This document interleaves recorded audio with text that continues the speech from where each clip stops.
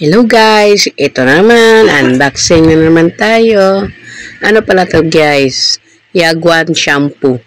Para to sa pampaitim ng buhok o pampakulay ng buhok.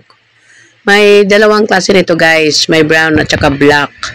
Kaya lang itong black ang pinili ko kasi marami ng puting buhok yung mama ko. Kaya ito ang binili ko. Dahil gusto niyang magpakulay ng buhok, gusto niyang umitim ulit para medyo bumata naman ng kaunti. Kaya samahan niyo ako guys, kulayan natin ang buhok niya. Ito na guys. Yan, nilagay ko pala ito sa kamay ko guys. Hindi ako nagwantes. Pero, or nag-gloves. Pero payo ko sa inyo guys, mag-gloves kayo.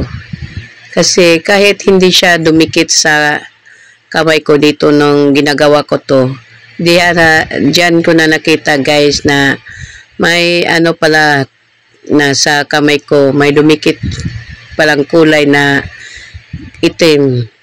Nung naghugas na ako ng kamay guys, merong hindi nakuha ng sabon guys. Pero di naman masyado, di tulad nung nung mga ibang pangkulay ng buhok. Yan guys, at matagal to natapos guys kasi ang haba ng buhok ng mama ko guys. Abot yan hanggang baywang. Kaya matagal-tagal natapos. Ito, ano pala guys, minasage ko ng mabuti. Pati doon sa kailaliman kasi marami dyan sa ilalim na puti na talaga. Lalo na dito sa ibabaw. Kitang-kita ito sa ibabaw. Kaya ilang bisis kong binalikan yung sa ibabaw. At kahit hindi pa yan nila binasa ng tubig guys. Yung shampoo muna ang diniretso ko dyan.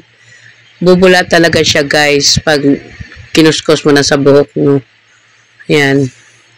Yan guys. Ang dami talaga guys. Ang tuwa-tuwa pa yung mama ko guys kasi babata daw siya ng kaunti dahil sa bumalik yung kulay na itim sa buhok niya.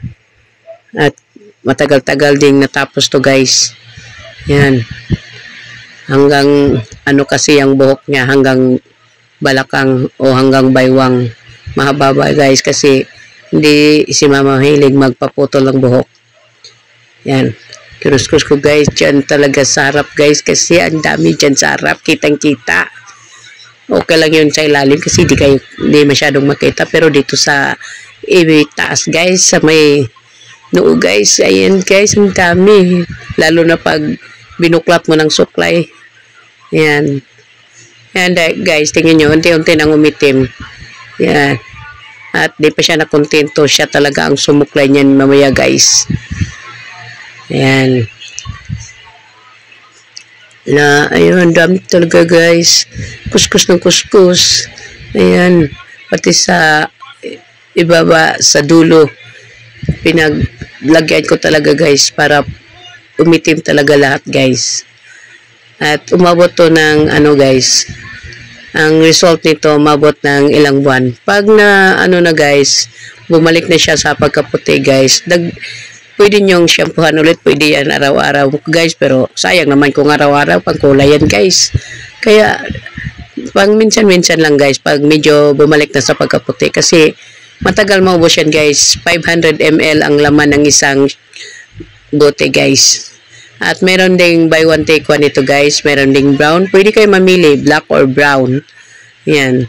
Meron ding ano yun, black brown na combination na yung black at saka brown guys.